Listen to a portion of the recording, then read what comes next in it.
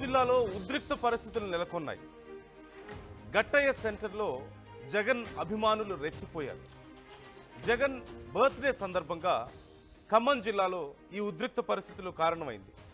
TDP office ఎదుట జగన్ అభిమానులు అత్యుత్సాహం ప్రదర్శించారు.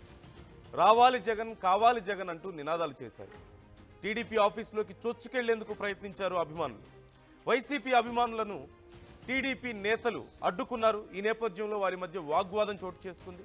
టీడీపీ ఆఫీస్ వాచ్మెన్ను బూతులు తిట్టారు వైసీపీ నేతలు. వైసీపీ నేతల తీరుపై టీడీపీ నేతలు నిరసన వ్యక్తం చేశారు. రోడ్డుపై బైఠాయించి టీడీపీ కార్యకర్తలు ఆందోళన చేశారు. అల్లరి మూకలపై జిల్లా పోలీసులు సీరియస్ అయ్యారు.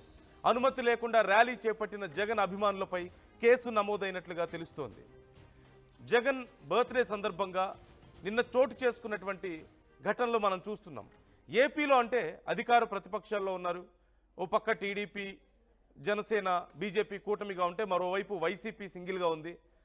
పోటీ ఉంటుంది కాబట్టి అక్కడ కొన్ని సందర్భాల్లో కొన్ని ఉద్రిక్త పరిస్థితులు, మితిమీరిన అభిమానంతో, అత్యుత్సాహంతో సెలబ్రేషన్స్ మనం చూస్తూ ఉంటాం. కానీ తెలంగాణలో అసలు వైసీపీ యాక్టివ్గా లేదు.